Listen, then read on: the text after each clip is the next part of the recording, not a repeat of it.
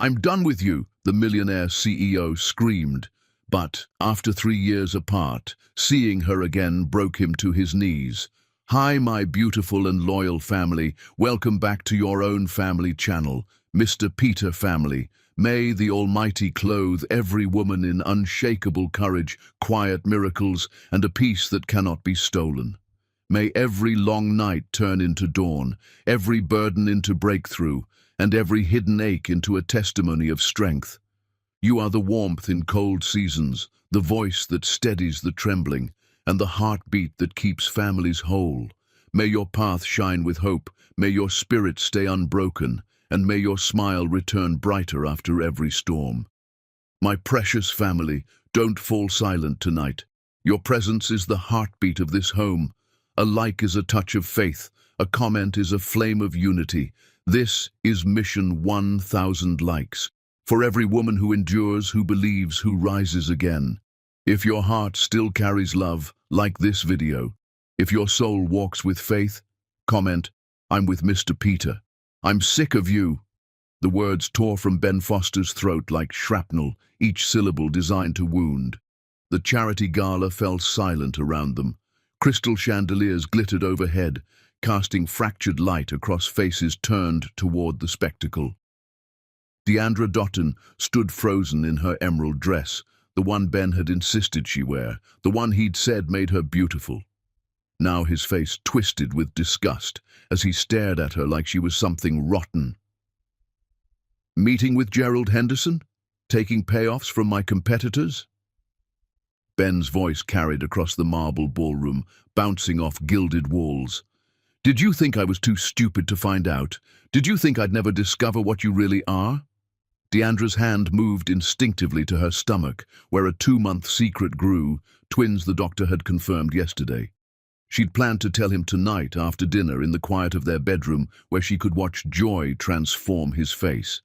That would never happen now. Ben, please listen to me.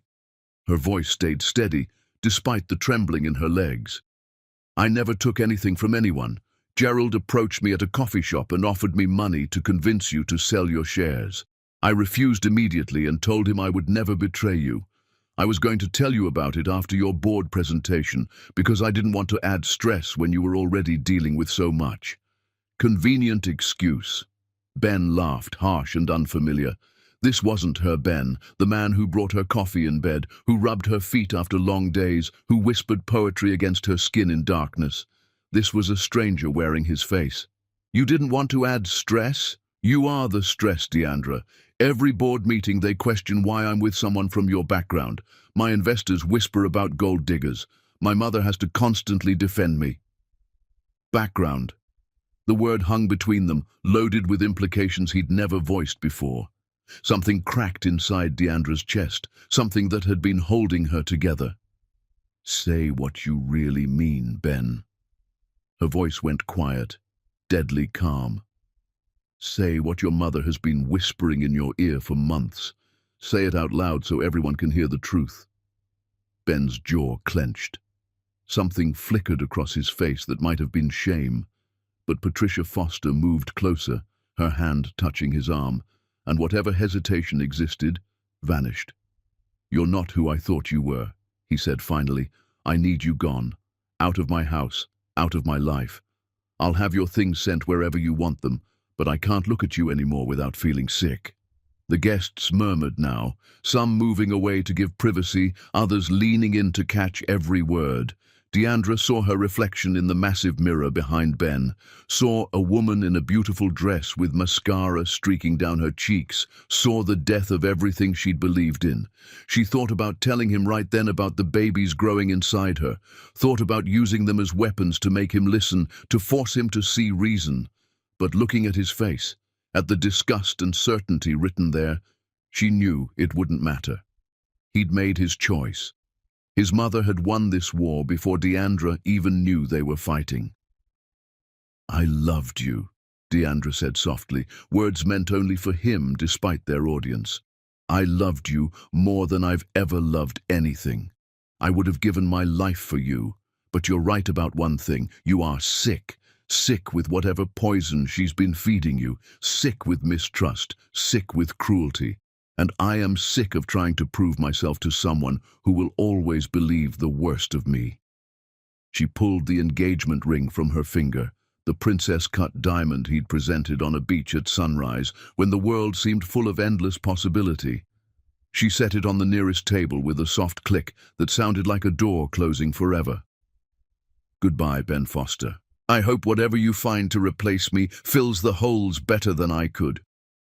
Deandra walked through the silent crowd with her head high, spine straight, everything inside her screaming and dying. She didn't look back. If she looked back, she would crumble, and she refused to give Patricia Foster that satisfaction. Behind her, she heard his mother's voice, syrupy with false sympathy. You're better off, darling. She was never right for our family. Now you can find someone appropriate, someone who understands your world. Deandra pushed through the ballroom doors into cool night air and finally let herself break. Her legs gave out and she sank onto a stone bench, great heaving sobs tearing from her chest. 3 years of love, destroyed in minutes. 3 years of building a life together, demolished by lies she couldn't defend against because he refused to listen. She pressed both hands to her stomach, to the lives growing there who would never know their father. I'm sorry, she whispered to them. I'm sorry I chose someone so weak. But I promise you this. I will give you everything. You will never doubt my love. You will never feel unwanted or unworthy. You will know what it means to be chosen every single day of your lives because I choose you. I will always choose you. A taxi pulled up at her signal. Deandra gave the driver her address and stared out the window as the glittering gala faded behind her. She'd go to the penthouse, pack only essentials while Ben celebrated his narrow escape. Then she'd disappear into a life he would never touch again. Hours later, she sat in a bus station that smelled of disinfectant and desperation, her small suitcase at her feet. The bus to Chicago idled outside, its engine rumbling like a heartbeat. Deandra had chosen Chicago because it was big enough to disappear in, far enough that coincidental meetings would be unlikely, affordable enough that she could survive while pregnant and then raising children alone. She had $3,000 in savings, enough for first and last month's rent, and maybe a month of groceries. After that, she'd have to find work, build a career from nothing, create a life that didn't depend on anyone's approval or love or support. The challenge felt insurmountable, but the alternative was staying within reach of Ben Foster and Patricia Foster and their poisonous world. The bus driver called for boarding. Deandra picked up her suitcase and walked toward the vehicle that would carry her toward an uncertain future.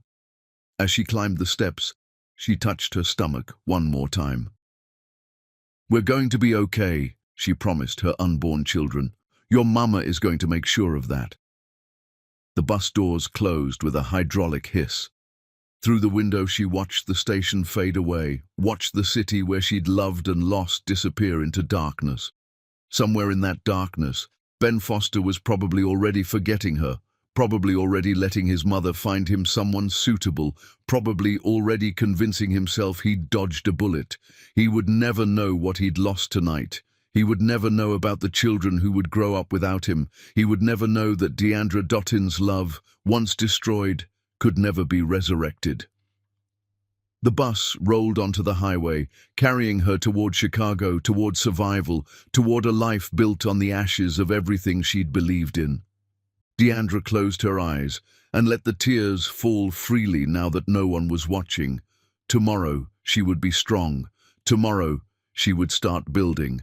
But tonight she could grieve for the family that would never exist and the man who'd chosen his mother's poison over her truth.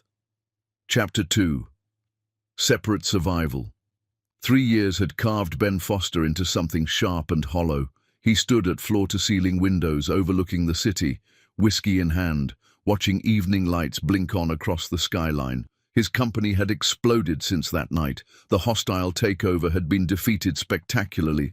Stock value had tripled. Every business magazine featured him on covers, calling him genius, visionary, the future of American enterprise.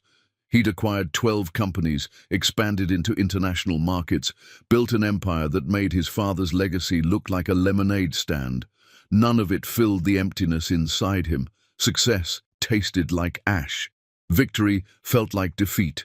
Every accomplishment rang hollow because the one person he'd wanted to share them with was gone, and he'd driven her away with his own hands.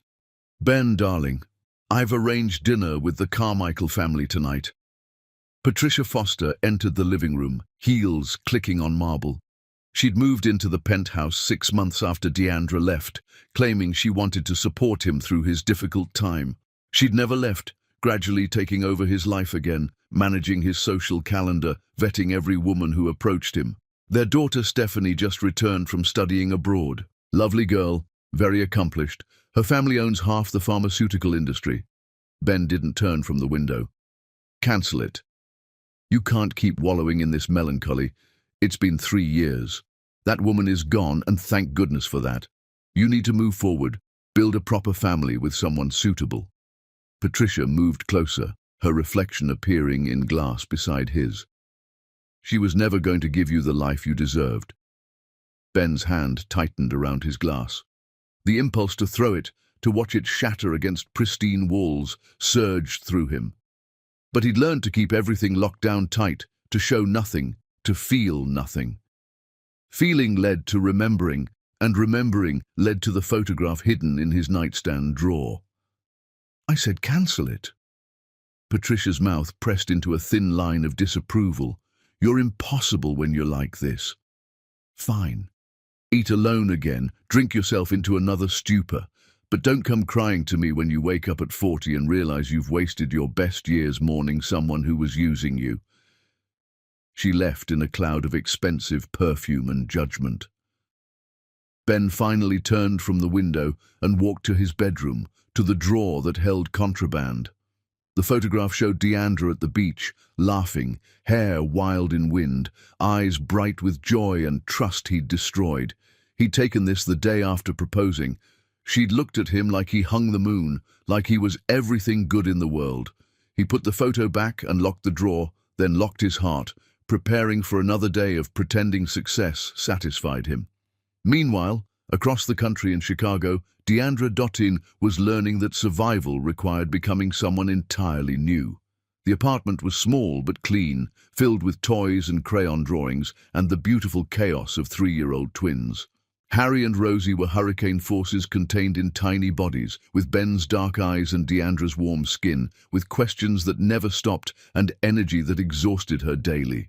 "Mama, when is Daddy coming home?" Rosie asked from the floor, where she was building a block tower taller than herself. Deandra looked up from her laptop, where she'd been reviewing financial reports for a client. She worked as an independent consultant now, taking contracts she could complete from home while raising her children alone. Money was tight but sufficient. She'd learned to stretch every dollar, to find joy in simple things, to build a life from scraps of dignity and fierce determination. "Your daddy had to go away for work, baby, but he loves you very much." The lie tasted bitter, worn smooth from repetition. How did you explain to 3-year-olds that their father didn't know they existed? That their grandmother had poisoned him so thoroughly he'd thrown away everything without a second thought? "Does he look like me?" Harry asked, abandoning toy cars to climb into Deandra's lap. "Do I have his eyes?" "You do, baby. You have his eyes and his stubborn chin." Deandra kissed the top of his head, breathing in baby shampoo and innocence. She'd given them pieces of their father through stories, creating a narrative where he was a good man, who'd had to leave for important reasons, who loved them but couldn't visit. Better that than the truth, that he'd rejected their mother so viciously she'd fled rather than tell him about them. "Will he come visit us?" Rosie's voice held hope that broke Deandra's heart. "Someday, maybe. But right now we have each other, and that's enough, right?" Both children nodded, but Deandra felt their disappointment like a physical weight. They saw other kids with fathers at the park, heard other children talk about daddies, felt the absence like a missing limb. After she'd put the twins to bed, after reading 3 stories and singing 2 songs and promising yes, Tomorrow they could have pancakes. Deandra sat alone in darkness and let herself feel the weight of it all. 3 years of single motherhood had carved her into someone unrecognizable. She'd lost the softness Ben had loved, the easy trust, the openness that made her vulnerable. She'd become efficient and hard and suspicious of kindness because kindness usually wanted something in return. She'd learned to fix broken toilets and change car oil and negotiate with landlords and do her own taxes and handle medical emergencies alone. She'd learned that love was a luxury and survival was an art form. She'd learned that the man who destroyed her didn't deserve space in her thoughts, yet he lived there anyway, a ghost she couldn't exorcise because his face stared at her from their children's eyes every single day.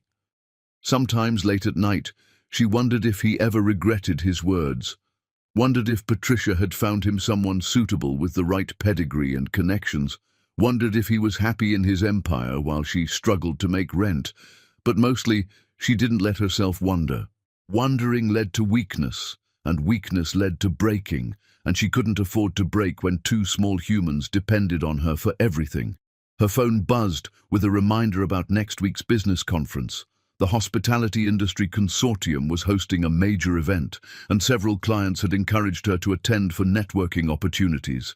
She'd been reluctant because conferences cost money and time away from the twins, but her neighbor had offered to watch them, and the potential for new contracts was too good to pass up. She needed to grow her business, to provide better for Harry and Rosie, to build security against the precariousness of freelance income.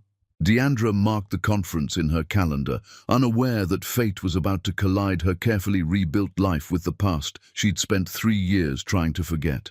Unaware that Ben Foster had received an identical invitation, that his company's recent hotel acquisitions made his attendance mandatory. In his penthouse, Ben confirmed his attendance to the Chicago conference and poured another whiskey, looking at the locked drawer that held his ghost. Neither of them slept well that night, separated by distance and time and choices that couldn't be unmade, both moving toward a reunion that would shatter whatever fragile piece they'd managed to construct from ruins. The universe was pulling them back together, indifferent to whether they were ready for the collision. Chapter 3. The Collision. The hotel conference center smelled of expensive coffee and calculated ambition. Ben Foster moved through the networking session with practiced ease, shaking hands, discussing market trends, his mind only half engaged with conversations. These events had become performance art, playing the role of successful CEO while feeling hollow inside, saying correct words while meaning none of them. He'd mastered the performance so completely that no one noticed the emptiness behind his smile. The boutique hotel market is evolving faster than anyone predicted, someone said to his left, a supplier whose name Ben couldn't remember. Experiential travel is the future. Your acquisition of the Grandview properties was brilliant positioning. Ben nodded, offered something about consumer preferences and market research, then excused himself to refresh coffee he didn't want. He was moving toward the refreshment table when he saw her, and time fractured into before and after.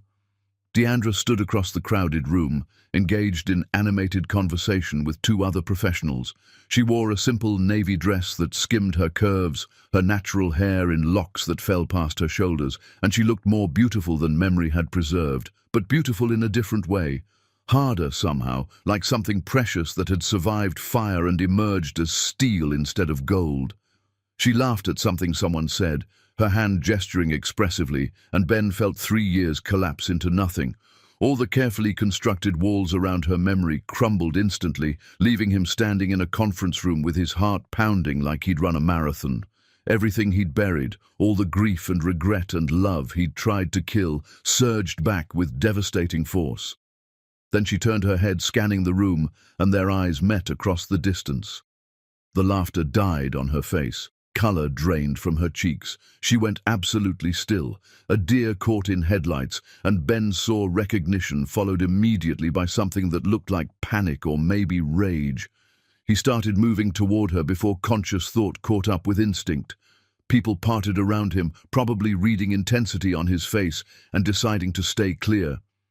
Deandra said something quick to her companions and turned, walking rapidly toward the hallway exit, her pace just short of running. "Deandra!"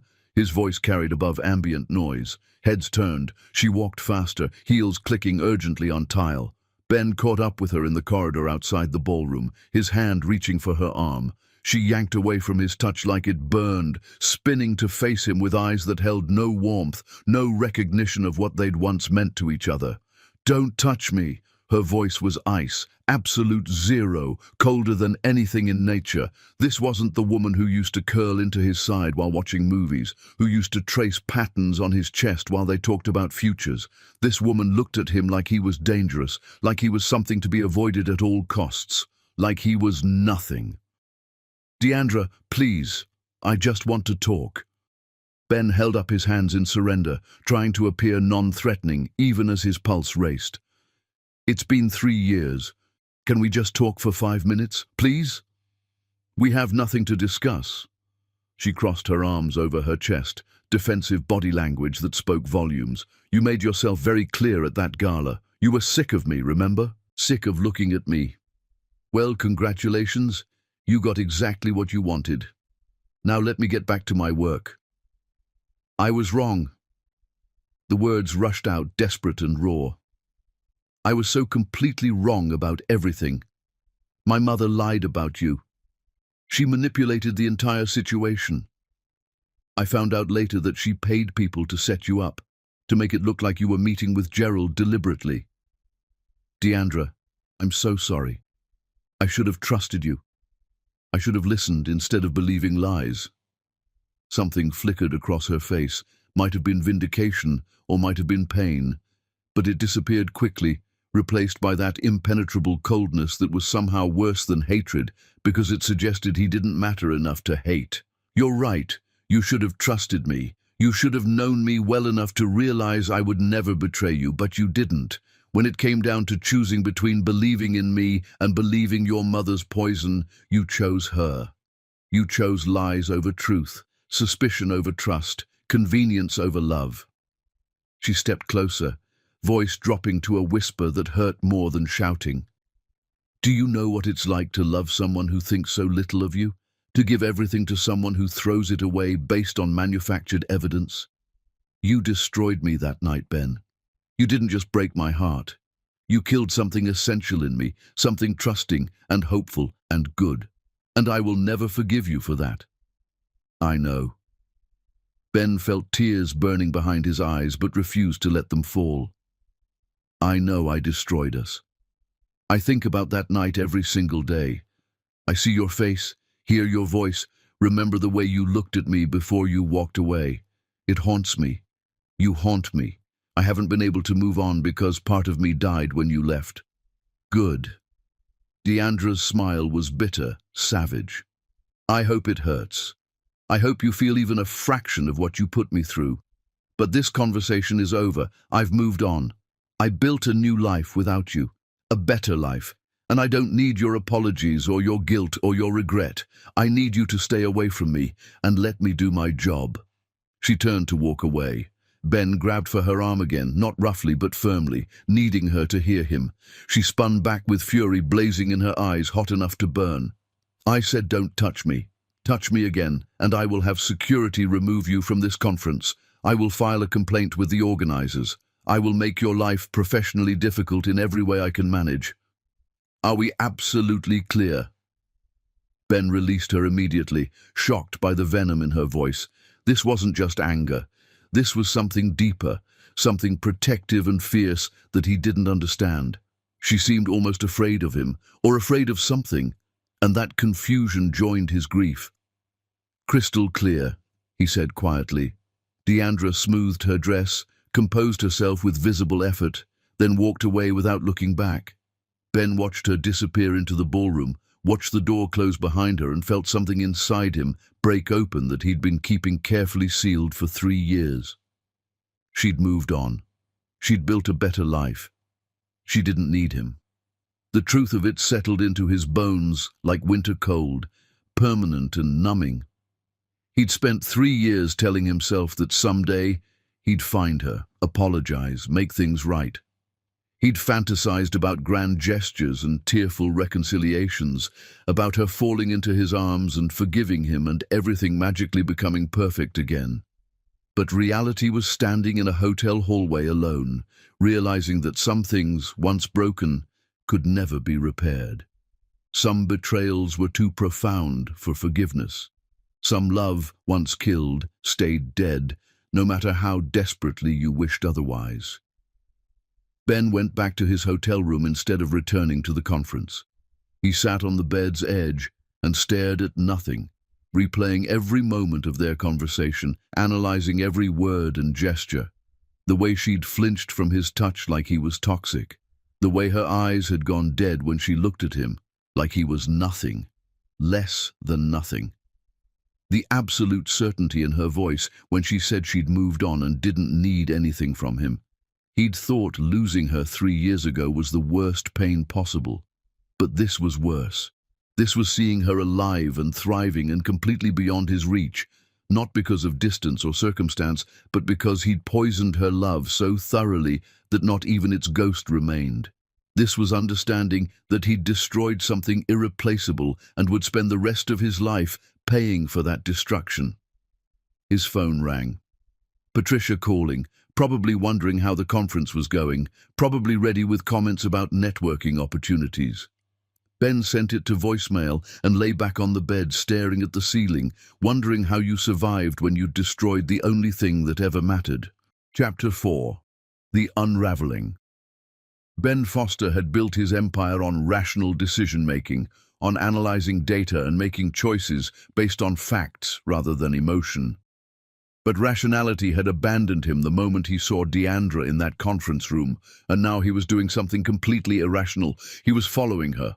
Not stalking, he told himself, just trying to understand her life, to see where she went, what she did, how she'd survived without him. The conference had 2 more days, and he'd spotted her twice more, always maintaining distance after their hostile hallway encounter. But this evening, when sessions ended, he watched her leave the hotel and followed at a careful distance as she walked 3 blocks to a small restaurant. She sat alone at a corner table, pulled out her laptop, and began working while eating a modest dinner. Ben watched from outside through the window, seeing the focus on her face, the way she'd occasionally paused to rub her temples like she was exhausted. He wanted to go inside, to sit across from her and tell her he'd spent 3 years missing her. But he'd promised to stay away, and breaking that promise would only prove he was still the selfish man who'd destroyed them. He was about to leave when Deandra's phone rang. She answered with a smile that transformed her entire face, warmth flooding features that had been hard and cold when speaking to him. "Hey, sweetie," she said, her voice soft with affection. Ben hadn't heard in 3 years. "I know, baby, I know. Mama misses you too. Put your brother on the phone." Ben froze. Sweetie, baby, brother. The words registered but didn't make sense initially. Then they aligned into devastating possibility. Deandra had children. She'd moved on so completely that she'd built an entire family without him. He watched her face as she talked, saw love radiating from her expression, heard fragments of conversation through the window. "Harry, stop teasing your sister. I'll be home tomorrow morning. Be good for Miss Tammy. I love you both so much." She hung up and Ben saw her hand trembling slightly as she set the phone down. She pressed her fingers to her eyes, and he realized she was crying, silent tears streaming down her cheeks while she sat alone in a restaurant 3 blocks from where he stood watching like a ghost. Something was wrong. This wasn't the picture of someone who'd moved on successfully. This was someone struggling, someone exhausted, someone carrying weight that was crushing her slowly. All his assumptions about her thriving without him crumbled as he watched her compose herself, wipe her tears, and return to her laptop like nothing had happened. Ben walked back to his hotel in a daze. She had children. The thought consumed him like fever. She'd found someone else, built a family, moved forward while he'd been frozen in the past. The jealousy that surged through him was irrational and unjustified. He had no right to feel anything about her life choices. He'd thrown her away. Someone else had been smart enough to value what he'd destroyed. But something didn't add up. The way she'd looked when talking to them, the exhaustion in her face, the tears after hanging up. That wasn't the expression of someone happily partnered. That was the face of someone alone and overwhelmed. Back in his room, Ben made a decision he knew was wrong, but couldn't stop himself from making. He called a private investigator, someone discreet who'd done background checks for business acquisitions. He gave minimal information: Deandra's name, the city she lived in, a request for basic information about her current situation. "I just need to know if she's okay," Ben said during their conversation. "Not detailed surveillance, just general information about her life circumstances. I'm not trying to intrude, I just need to understand if she needs help." The investigator agreed, and Ben wired the retainer, then spent another sleepless night imagining scenarios. Maybe she was married with stepchildren. Maybe she was divorced and struggling with custody. Maybe the children were siblings she was raising after some family tragedy. His mind spun through possibilities, none of them quite fitting what he'd witnessed. The next morning, back at the conference, Ben couldn't stop looking for her. She was scheduled to speak on a panel about financial consulting, and he positioned himself in the back of the room to watch without being obvious. She was brilliant, confident and articulate, handling complex questions with ease, making the audience laugh with well-timed observations about industry trends. This was Deandra fully realized, the professional woman who'd built a career from nothing, who commanded respect in rooms full of people who probably had no idea what she'd overcome to be standing on that stage. Pride swelled in his chest alongside grief. She'd done this without him. She'd become this powerful, self-assured person while he'd been drowning in whiskey and regret and his mother's toxic approval. When the panel ended, Ben didn't try to approach her. He'd learned that lesson.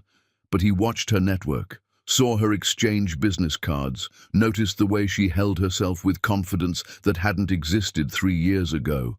Pain and survival had forged her into steel, and while he grieved for the soft warmth she'd lost, he had to admire the strength she'd gained. His phone buzzed with a message from the investigator. "Preliminary information available. Can we talk?" Ben stepped outside and called back immediately. "What did you find?" "Ms. Dottin lives modestly in a safe neighborhood, works as an independent financial consultant with several regular clients. No criminal record, no debts, no obvious problems." The investigator paused. "But there are some interesting patterns. Regular purchases at children's stores, pediatrician appointments. Her apartment building lists her as the only adult resident, but neighbors report seeing her with 2 young children regularly. Best estimate based on observed patterns, she's a single mother, raising kids alone." Ben's world tilted. Single mother. Alone. No partner in the picture. But how old were the children? The investigator mentioned young. But what did that mean? Toddlers? School age? How old do you estimate the children are? Hard to say without direct observation, but based on the types of stores she frequents and items she purchases, probably preschool age, maybe 3 or 4 years old. 3 or 4 years old. The number lodged in Ben's brain like a bullet. 3 years since Deandra had left him. 3 years since that night at the gala, when he'd destroyed everything. "I need you to find out more," Ben heard himself say. "But carefully. I don't want her to know she's being observed.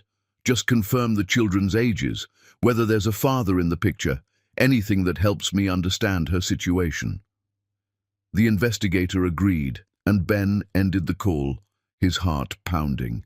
He was crossing lines, invading privacy, doing things that were morally questionable at best. But he needed to know. If those children were 3 years old, if Deandra had been pregnant when he'd thrown her out, if he'd destroyed her while she was carrying his children, then everything he thought he knew about that night crumbled into dust.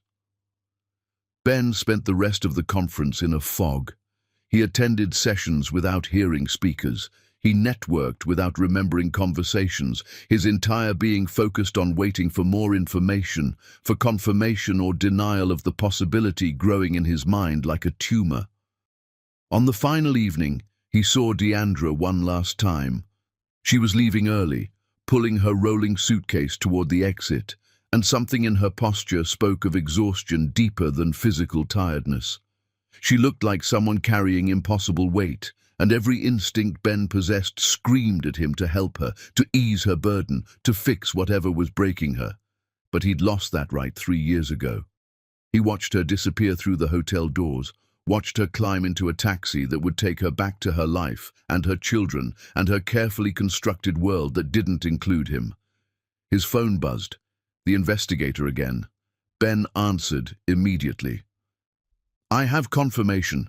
Ms. Dottin has 3-year-old twins, a boy and a girl. No father listed on any documentation I could access legally. She's been raising them alone since birth, based on medical records I obtained through appropriate channels. Mr. Foster, if you're the father, she's kept them from you for their entire lives." The world stopped. Twins, 3 years old. His children existed, and he'd never known. Deandra had been pregnant that night, carrying his babies while he'd publicly humiliated her and told her he was sick of her. She'd tried to tell him, and he'd refused to listen, and then she'd disappeared rather than trust him with the knowledge. Ben sat down hard on a lobby chair, unable to breathe, unable to process the enormity of what he'd lost. He'd missed everything. First words, first steps, birthdays, every milestone that mattered. He'd had children in the world for 3 years and didn't know, and that ignorance was his own fault, built on the foundation of his mother's manipulation and his own willingness to believe the worst of the woman who'd loved him. He had to find them, had to see them, had to confirm with his own eyes that these children existed, that he was a father, that everything had just changed in ways he couldn't yet comprehend. Ben cancelled his return flight and rented a car, following the address the investigator had provided. He had no plan beyond seeing where they lived, beyond making this revelation real instead of just information on a phone screen. Tomorrow, his life would change forever. Tomorrow, he would confront Deandra about the children she'd hidden from him. Tomorrow, he would meet his son and daughter and try to comprehend what kind of man didn't know his own children existed. But tonight, driving through Chicago toward an address that held his entire world, Ben Foster finally understood the full price of the choice he'd made 3 years ago. He hadn't just lost Deandra. He'd lost his family, his children, 3 years he could never recover. And he had no one to blame but himself. Chapter 5. Shadows of Truth. The apartment building sat in a neighborhood that was safe, but clearly not affluent, surrounded by similar structures that spoke of working families and modest dreams. Ben sat in his rental car across the street, staring at the address the investigator had provided, trying to summon courage he didn't possess. What was he doing here? What right did he have to insert himself into their lives after missing 3 years? The questions circled his mind like vultures, but underneath them ran a deeper truth. Those were his children, and he needed to see them, even if just from a distance.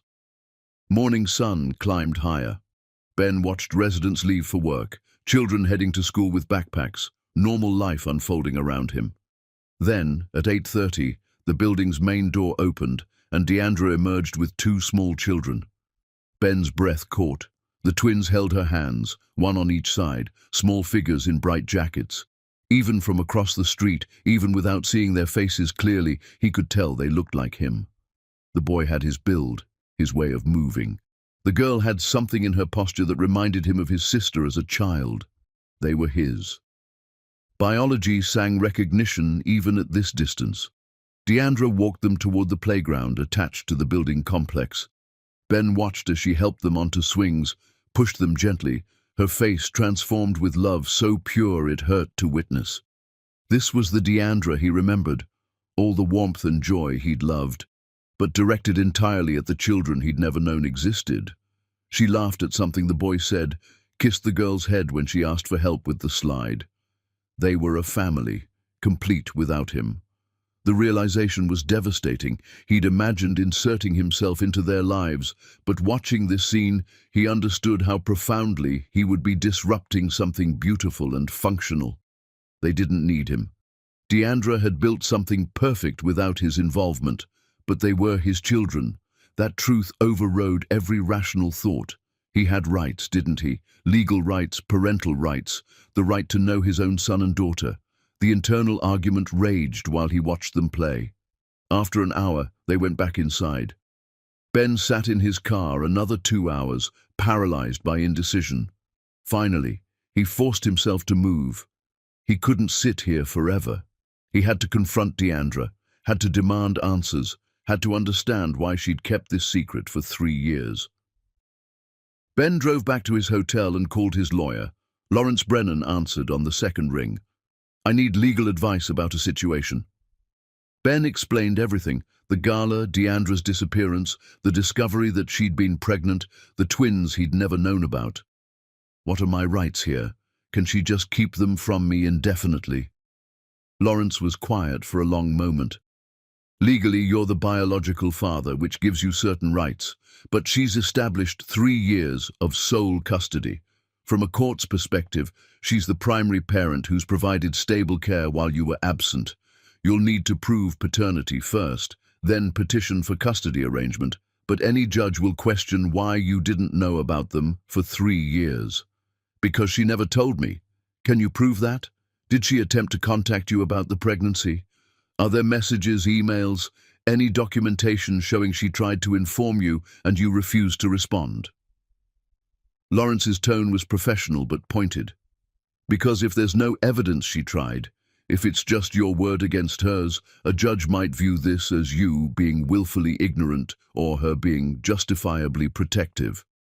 Ben thought about that night at the gala, about refusing to let Deandra speak, about his mother's constant interference. "She tried to tell me that night, but I wouldn't listen. I was too busy accusing her of betrayal."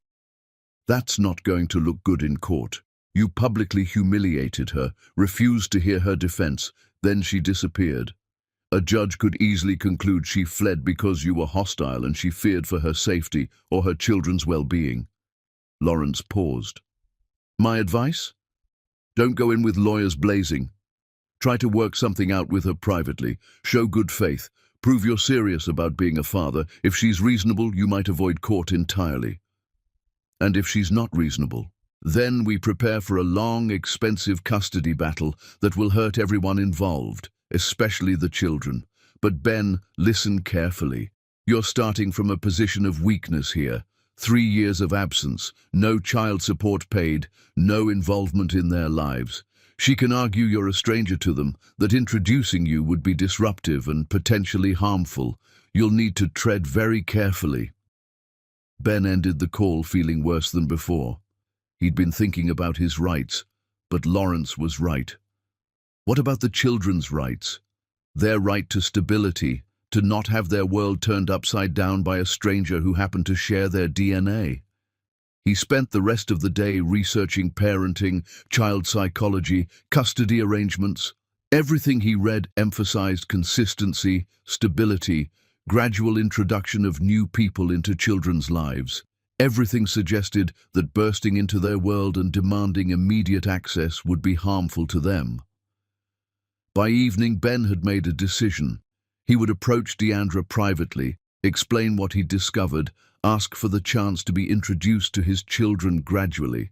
He would offer financial support, medical coverage, whatever they needed. He would try to work with her rather than against her, for the twins' sake, if not for hers. But first, he needed to confront her about why she'd hidden them. He needed to understand her reasoning, even if he couldn't accept it.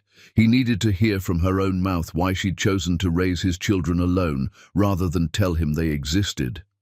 Ben drove back to her neighborhood and waited until the evening. He'd seen her return home earlier with the twins after picking them up from what looked like a daycare. Now, as darkness fell, he approached the building and found her name on the buzzer. He pressed it before courage could fail. Her voice came through the speaker, cautious. "Who is it?"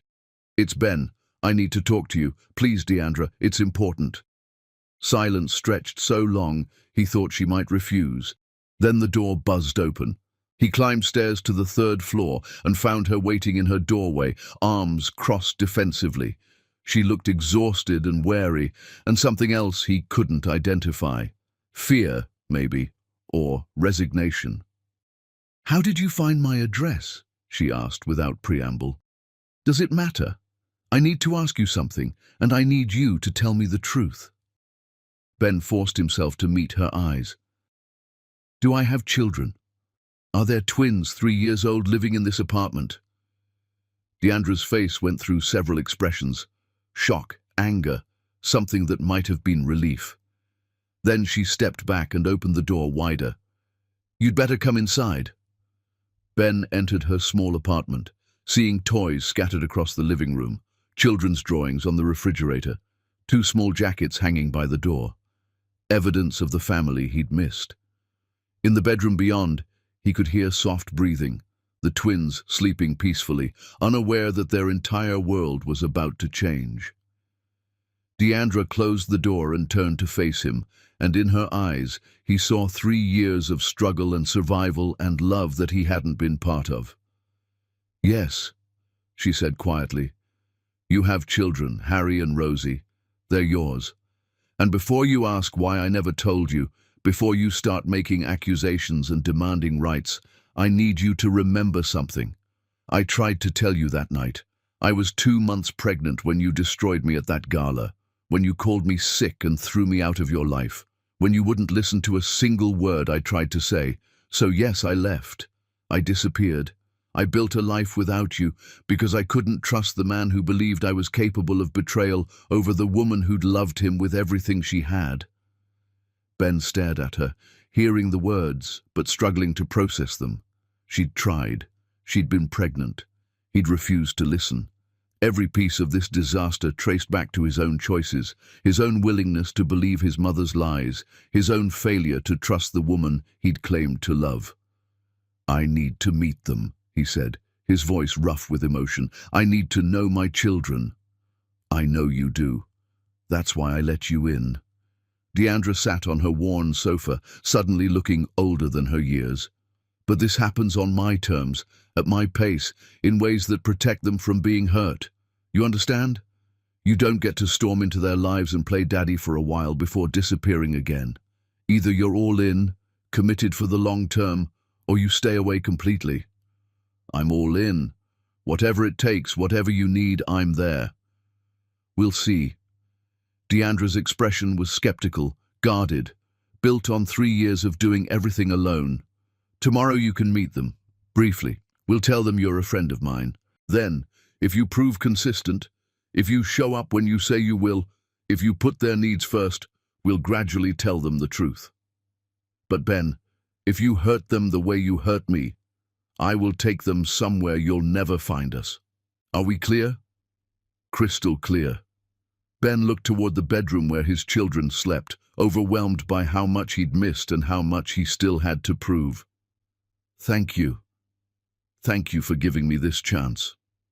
I'm not doing it for you.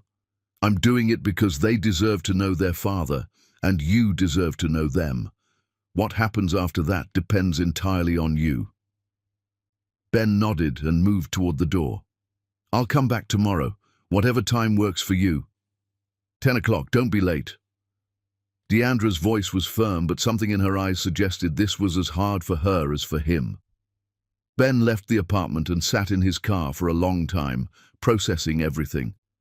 Tomorrow he would meet his children. Tomorrow his life would change in ways he couldn't yet imagine.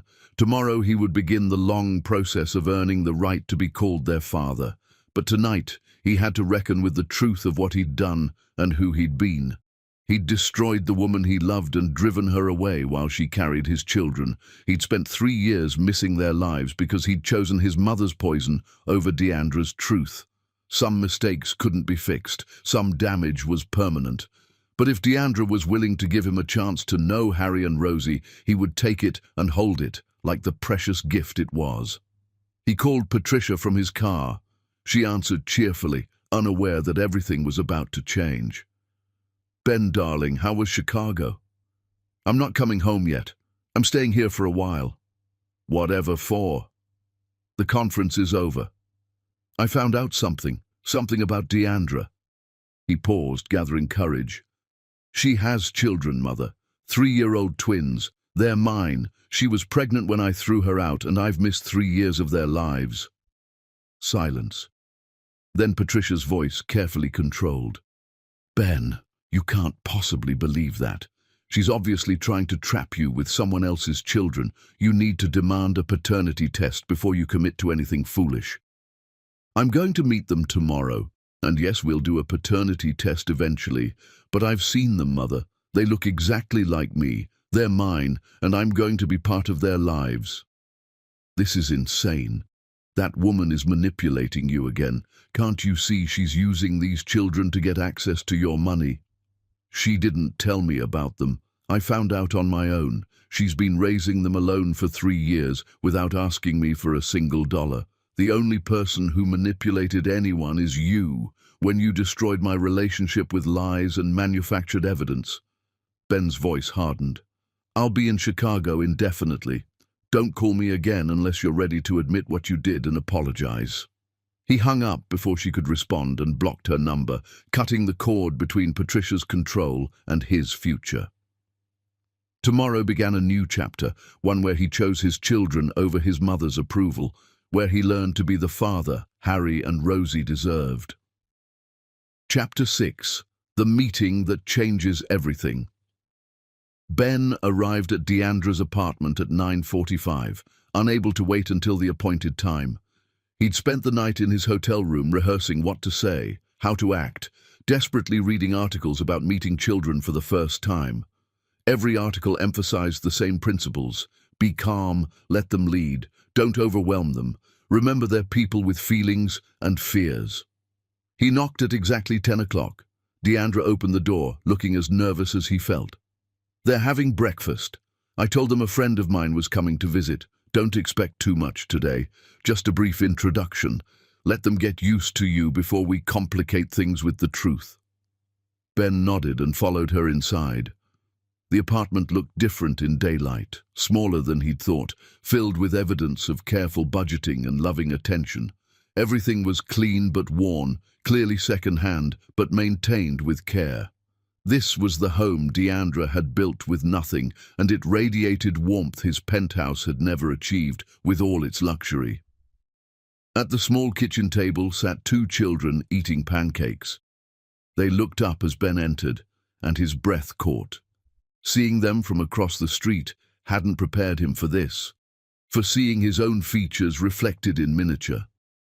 The boy, Harry, had his exact eyes, his dark hair with the stubborn cowlick Ben remembered fighting every morning as a child. The girl, Rosie, had his mother's nose, the foster family nose, but with Deandra's warm skin and soft features. Harry, Rosie, this is my friend Ben. Deandra's voice was carefully casual. He's visiting the city and I thought you might like to meet him. Harry stared at Ben with frank curiosity. Are you the one who made Mama cry last week? Deandra's eyes went wide. Ben felt the question like a physical blow. Of course the children had noticed her distress. Of course they'd been aware that something was wrong. That was me, he admitted, deciding honesty was the only path forward. I upset your mama a long time ago, and seeing me reminded her of that. I'm very sorry I made her cry. You should say sorry to her. Not to us, Harry said seriously. You're absolutely right. Ben looked at Deandra. I am sorry. For everything. Rosie tugged on Deandra's sleeve. Mama, is he nice? I think so, baby. Why don't we all find out together?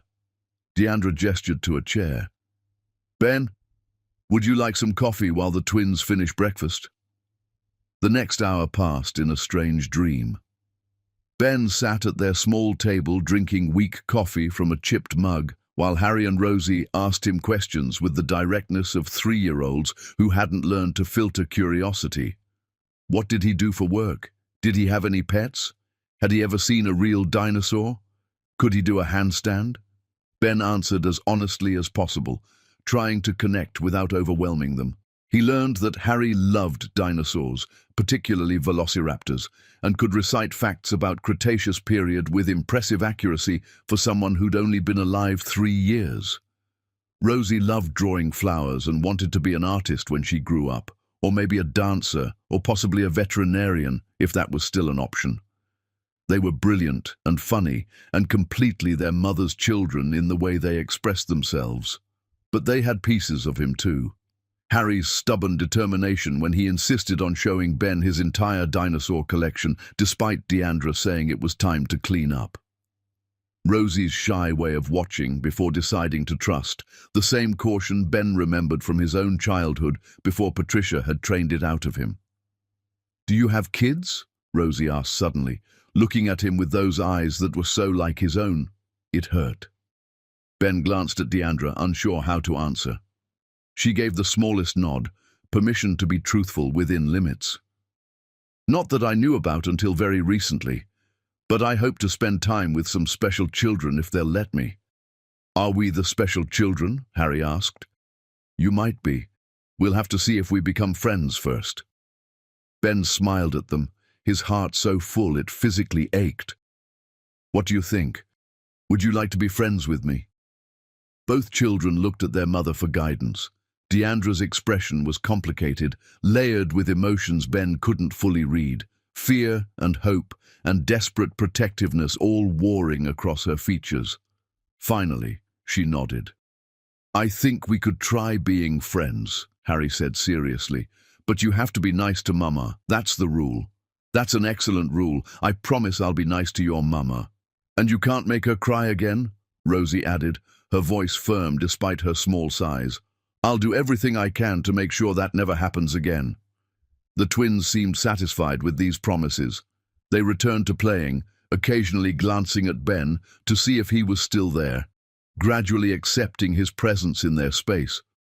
Ben watched them with wonder, trying to memorize every detail, every gesture, every expression. After another hour, Deandra suggested it was time for Ben to go. The twins protested mildly, but their attention was already drifting to toys and games. Ben said goodbye, promising to visit again if their mother said it was okay, and let himself out into the hallway. Deandra followed him. "That went better than I expected. They usually take longer to warm up to strangers." "Maybe they recognize something," Ben said quietly. "Maybe some part of them knows. Maybe. Or maybe they're just kids who are naturally friendly when someone is genuinely interested in them." Deandra leaned against her doorframe, exhaustion evident in every line of her body. "We need to talk about next steps, about paternity testing, about custody arrangements, about how we're going to tell them the truth eventually. I want to do this right, Deandra. I want to be the father they deserve. But I also want to support you, financially and otherwise. You shouldn't have had to struggle alone for 3 years. I'm not interested in your guilt money."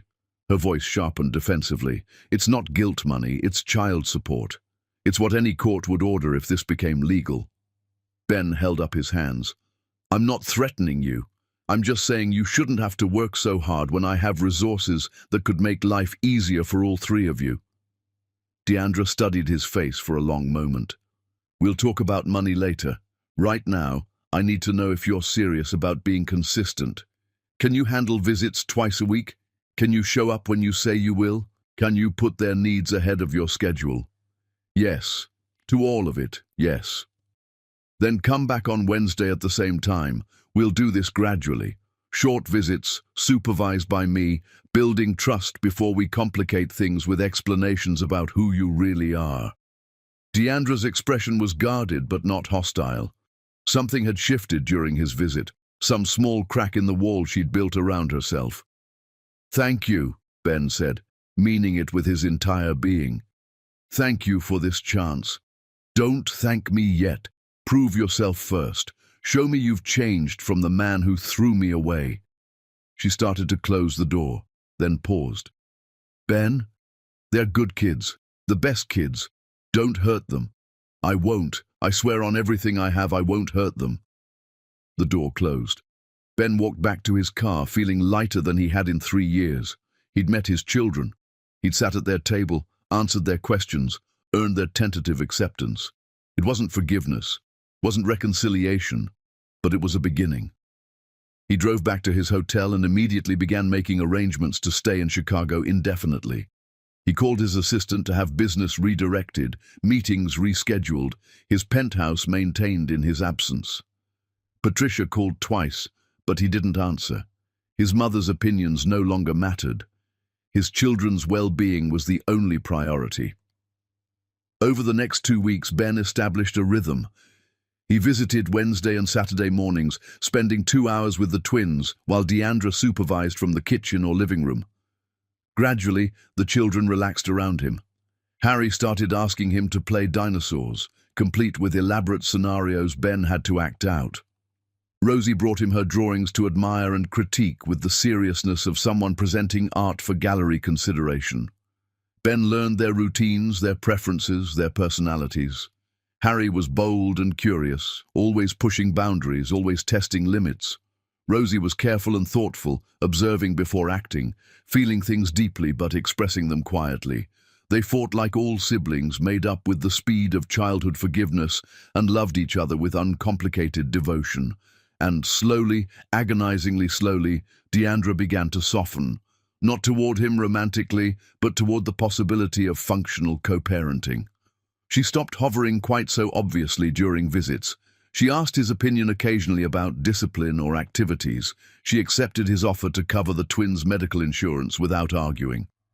Then, at the end of the second week, during a visit where Harry was showing Ben a new book about pterodactyls, Rosie asked the question that changed everything. "Ben, why don't you live with us?" The room went silent. Harry looked up from his book. Deandra froze in the kitchen doorway. Ben met Deandra's eyes across the room, silently asking how to respond. "Because your mama and I aren't married, sweetheart. We're just friends. But you're here all the time, and you're really nice, and you make mama smile sometimes." Rosie's logic was 3-year-old simple. "Don't friends who smile live together?" "Some do, but your mama and I have separate homes. That's okay. Lots of people have friends who don't live with them." "I wish you lived with us," Rosie said wistfully. "Then you could read stories at bedtime." Ben felt his throat close with emotion. "Maybe sometimes I can stay for bedtime stories if your mama says it's okay." He looked at Deandra again. She was crying silently, tears streaming down her face, and he didn't know if it was grief or joy or something in between. She nodded once, granting permission he hadn't expected. That evening, for the first time, Ben stayed through dinner, through bath time, through bedtime routine. He read stories to both children, kissed their foreheads, told them he'd see them in a few days. When he finally left, Deandra walked him to the door. "This is hard," she said quietly. "Watching you with them, seeing how easily they love you, knowing they have no idea who you really are. We need to tell them soon. The longer we wait, the more complicated it becomes." "I agree. Whenever you're ready, we'll tell them together." Deandra nodded. "Next week, we'll sit them down and explain that you're not just my friend, that you're their father, and then we'll deal with whatever comes after." Ben left that evening knowing the hardest conversation was still ahead. The twins had accepted him as their mother's friend. How would they react to learning he was their father who'd been absent their entire lives? Would they understand? Would they feel betrayed? Would the trust he'd built crumble under the weight of truth? Chapter 7. Revelations and Rage. The conversation Deandra had been dreading arrived on a Wednesday morning. She'd spent days preparing how to explain to 3-year-olds that the nice man who visited them wasn't just a friend, that he was their father who hadn't known they existed until recently, that their family was about to change in ways they couldn't yet understand. Ben arrived exactly on time, as he had for every visit over the past month. His consistency had been absolute, showing up when he said he would, leaving when asked, following Deandra's rules without complaint. The twins ran to greet him as they always did now, comfortable with his presence, happy to see him. Harry immediately demanded they play dinosaurs. Rosie wanted to show him a new drawing she'd made of flowers. "Actually, guys, Mama and Ben need to talk to you about something important first." Deandra's voice was steady despite the anxiety churning in her stomach. "Can you both sit on the couch with us?" The twins sensed something serious in her tone and complied without the usual protests. They sat between Deandra and Ben, small bodies pressed against the adults who'd created them, waiting with the patient attentiveness children reserve for moments they know matter. "You know how I've been telling you that your daddy had to go away for work, But that he loves you very much, Deandra began, her throat tight. Both children nodded. Well, I need to tell you the truth now. Your daddy didn't go away for work. He just didn't know about you. He didn't know I was going to have you because Mama left before I could tell him. Why did you leave? Harry asked, direct as always. Because we had a big fight, and I was scared and hurt, and I made a choice to keep you safe the only way I knew how. Deandra's voice wavered. But your daddy found out about you recently, and he's been visiting us because he wants to know you. Rosie looked up at Ben, her face scrunched in confusion. You're our daddy. Yes, sweetheart, I'm your daddy. Ben's voice was rough with emotion. I didn't know you and Harry existed until a few weeks ago, and I'm so sorry I wasn't here for your birthdays and your first steps and everything I missed. But I'm here now, and I want to be your daddy for real if you'll let me. Silence fell over the small living room. The twins looked at each other, having one of those wordless sibling communications that needed no translation. Then Harry spoke. Miss Tammy at daycare has a daddy. He picks her up sometimes and buys her ice cream. Harry's face was serious, considering. If you're our daddy, will you buy us ice cream? Despite the tension, Deandra almost laughed at the 3-year-old logic reducing everything to ice cream economics. Harry, being a daddy is about more than ice cream. But ice cream is important, Harry insisted. Very important, Ben agreed solemnly. And yes, if your mama says it's okay, I will definitely buy you ice cream. But being your daddy means more than that. It means being here when you're sad, helping you when you need it, loving you no matter what happens. Do you love us? Rosie asked, her voice small and uncertain. More than anything in the entire world. I loved you before I even met you, just from knowing you existed. Rosie seemed to consider this carefully. Then she climbed into Ben's lap with the easy trust of a child who'd decided something was settled. Okay, you can be our daddy. Harry nodded agreement and returned to his dinosaur toys, apparently satisfied with the explanation. Children's acceptance was beautiful and terrifying in its simplicity. They'd accepted Ben's presence in their lives with minimal fuss, ready to love him if he proved worthy, willing to trust because their mother was allowing it. But Deandra knew this was just the beginning. The twins were too young to understand the full complexity of what had happened. As they grew older, there would be harder questions. Why didn't you tell him about us sooner? Why did you keep us apart? Did he really want us, or is he just here because he has to be? Those conversations would come, and Deandra would have to answer them honestly, knowing her choices would be judged. After the revelation, life shifted into a new pattern. Ben's visits increased to 4 times a week. He started having the twins overnight at his hotel suite on weekends, returning them Sunday evenings tired but happy. He attended Rosie's dance recital and Harry's preschool dinosaur presentation. He learned their routines so thoroughly that he could execute bedtime without Deandra's guidance. And slowly, agonizingly slowly, something began to heal between Deandra and Ben. Not romantic love that was too damaged to resurrect easily, but a partnership built on their shared love for Harry and Rosie. They communicated daily about the children. They made decisions together. They presented a united front, even when they disagreed privately. Patricia Foster called repeatedly, but Ben never answered. She left voicemails alternating between pleading and accusatory, trying every manipulation technique that had worked in the past. Ben deleted them without listening completely. His mother had lost her power over him the moment he'd held his children for the first time. Then, 6 weeks after Ben had met the twins, Patricia made her move. She hired her own investigator, tracked down Deandra's address, and appeared at the apartment building demanding to meet her grandchildren. The building manager, following Deandra's instructions from when Ben had first shown up, refused her entry and called Deandra immediately. Deandra was at a client meeting when her phone rang. She answered to hear the building manager explaining that an older woman claiming to be the children's grandmother was attempting to gain access to her apartment. I've told her she's not authorized, but she's insisting she has rights. Should I call the police? Yes, call the police and call Ben Foster immediately. His number is on my emergency contact list. Deandra's heart raced as she gathered her things and ran for her car. I'm 10 minutes away. Don't let her near my children. She called Ben while driving, breaking every traffic law to get home faster. Your mother is at my building trying to force her way to the twins. The manager called the police, but I need you there now. I'm already on my way.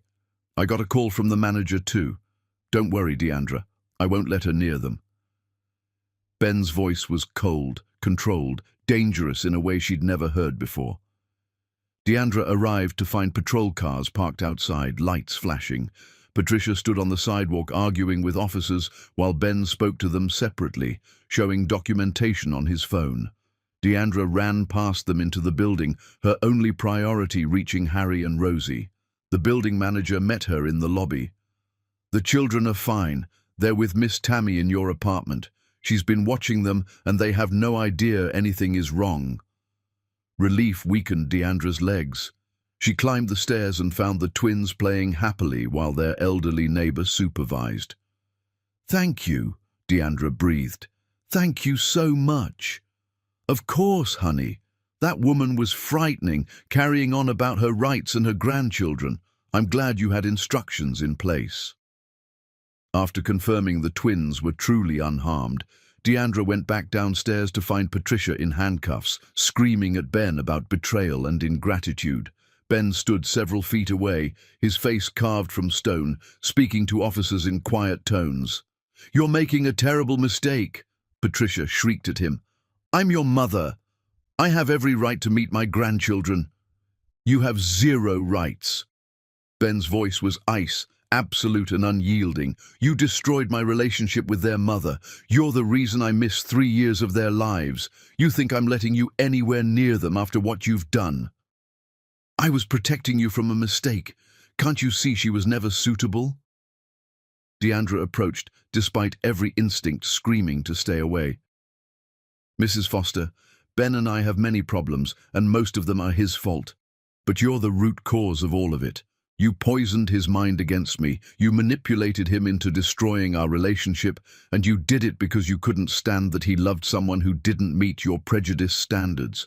Those children upstairs, they're brilliant and beautiful and perfect, and they will never know you exist."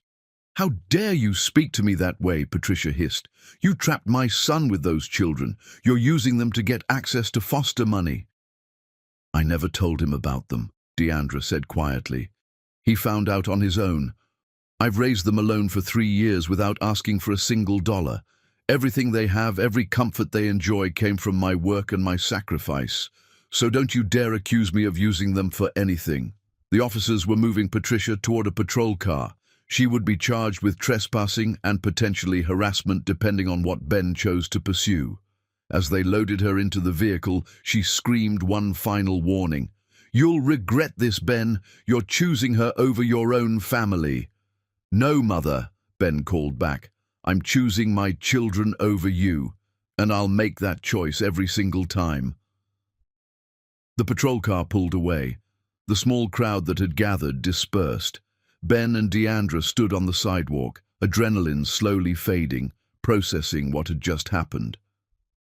"I'm getting a restraining order," Ben said. "She's not allowed within 500 feet of you or the twins. If she violates it, she'll be arrested immediately." "Thank you." Deandra's voice shook despite her attempt to stay calm. "Ben, I need you to understand something. If your mother ever gets near my children, if she has any contact with them at all, our arrangement ends. I will take Harry and Rosie somewhere. You'll never find us. I don't care about custody agreements or courts or your rights. I will protect them from her no matter what it costs." "I understand. And I promise you, she'll never get near them. I'll make sure of it legally, and if legal protection fails, I'll handle it personally." Ben's expression was fierce, protective in ways Deandra had never seen from him. "They're my children too. I won't let her poison them the way she poisoned me." Deandra nodded and went back inside, needing to hold her children, needing to confirm they were safe and unaware of the drama unfolding outside. Harry and Rosie barely looked up from their game when she returned, completely oblivious that their grandmother had just been arrested, trying to force her way into their lives.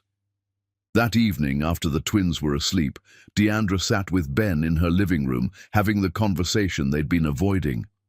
"Your mother is going to keep trying. You know that, right? This won't stop her." "I know, that's why I'm getting a comprehensive restraining order, and I'm doing something else too." Ben pulled out his phone and showed her a document. "I'm removing her from my will entirely. Everything goes to Harry and Rosie, with you as trustee until they're adults. She gets nothing." "Ben, that's extreme." "No, that's appropriate. She stole 3 years from me. 3 years of my children's lives. Every first I missed, every milestone I wasn't there for. That's her fault. She doesn't deserve to benefit from the foster wealth when she tried to destroy the next generation of fosters." Deandra studied his face, seeing the determination there, the absolute certainty.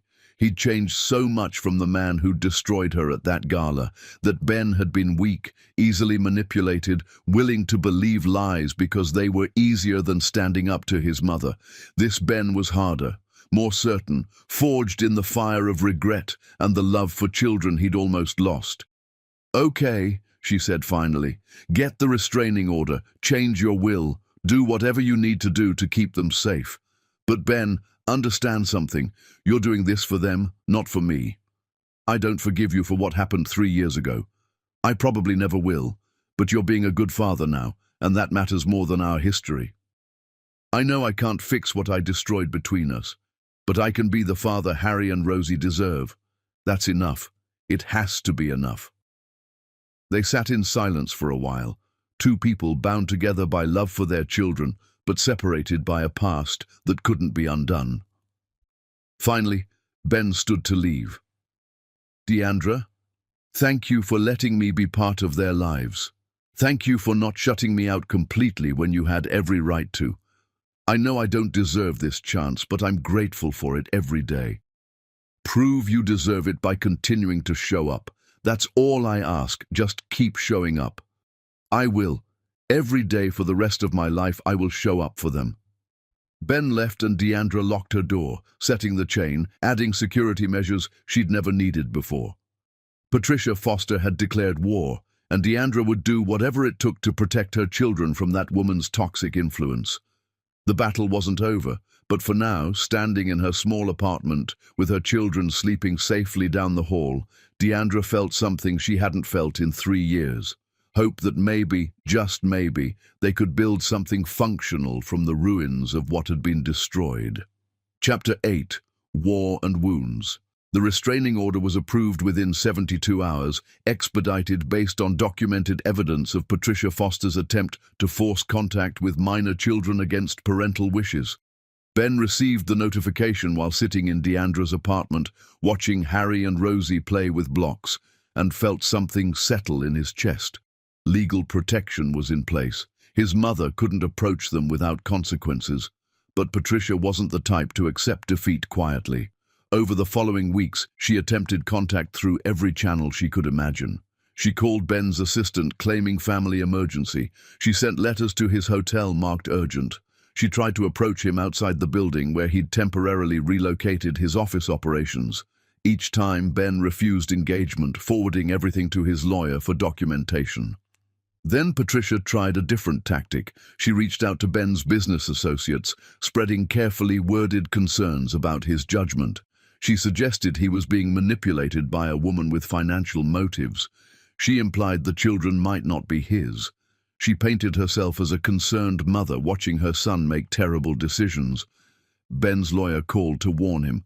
"She's running a whisper campaign through your professional network. Nothing actionable legally, just spreading doubt and concern. It could impact your business relationships if it continues." "Then we go public with the truth," Ben decided.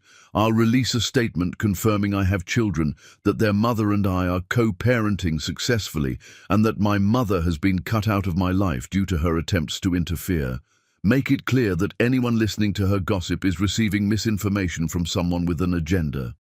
That's a nuclear option. It will damage your relationship with your mother permanently." "Good. That relationship died when she tried to force her way to my children. I want everyone to know where I stand." The statement went out through business channels, carefully worded but unambiguous. Ben Foster had children with Deandra Dotin. They were co-parenting cooperatively. Patricia Foster had no involvement in their lives by mutual agreement. Any suggestions otherwise were false and should be disregarded. The response was mixed. Some colleagues congratulated him, others expressed surprise. A few whispered that Patricia might have had a point, that sudden children from an old relationship seemed convenient. But mostly, the statement accomplished its goal. It cut off Patricia's ability to spread doubt without looking spiteful. During this time, Ben's relationship with the twins deepened. He learned Harry's tell for when he was getting tired. He became more stubborn and argumentative. He learned that Rosie needed transition warnings before activities ended, or she would have emotional meltdowns. He learned they both loved being read to, but preferred different stories. Harry wanted adventure and dinosaurs. Rosie wanted fairy tales and happy endings. He also learned how much single parenthood had cost Deandra. She was exhausted constantly, juggling client work with childcare, handling everything from scraped knees to nightmares to the endless questions 3-year-olds generated. Watching her struggle, Ben understood with devastating clarity how hard the 3 years he'd missed had been. "Let me help more," he offered one evening after the twins were asleep. "I can take them more nights during the week. I can hire a nanny to cover gaps in your schedule. I can pay for better childcare so you can focus on work." "I don't need a nanny," Deandra said tiredly. "I need to do this myself. I need to be the one they depend on." "Why? Because you don't trust me to be consistent?" Ben kept his voice gentle, not accusatory. "Because for 3 years, I was all they had. Being their everything is part of my identity now. I don't know how to share that responsibility even when I know I should." Her honesty surprised him. Ben sat beside her on the sofa, careful to maintain distance. "You've done an incredible job with them. They're brilliant and kind and well-adjusted. But you're burning out, Deandra. I can see it. Let me help carry the load. Not because you're failing, but because parenting shouldn't be something you do alone when there's another parent willing to help." Deandra looked at him, really looked at him, and Ben saw the exhaustion in her eyes, the weight of 3 years of solo parenting that had carved lines into her young face. "What happens when you get tired of playing daddy? When the novelty wears off and you realize how hard this actually is?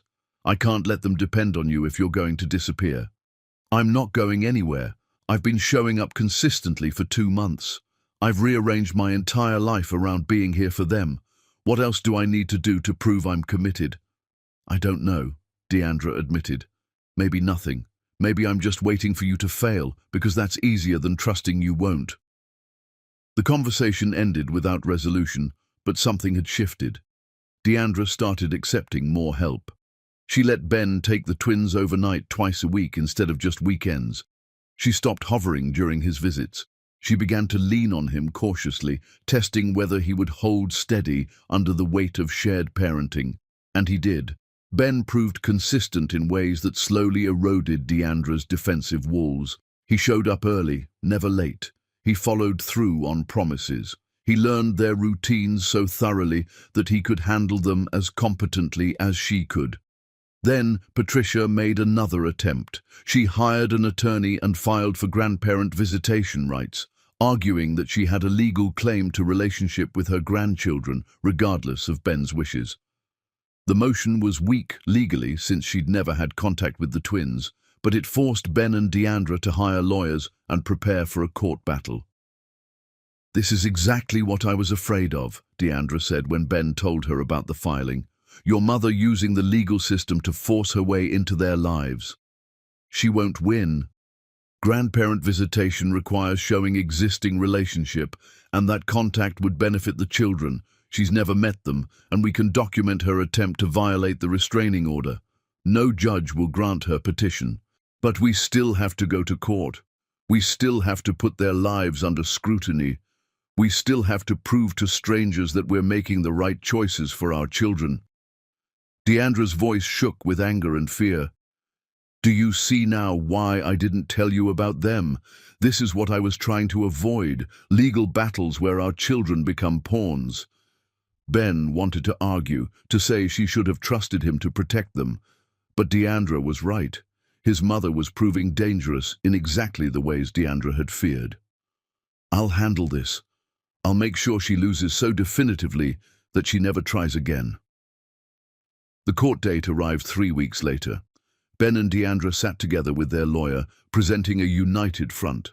Patricia's attorney argued she had fundamental rights to know her grandchildren, that denying contact was cruel and harmful to family bonds. Ben's attorney presented evidence of Patricia's manipulation, her violation of the restraining order, her attempts to spread malicious gossip about Deandra, her history of toxic behavior that made her unsuitable for contact with vulnerable children.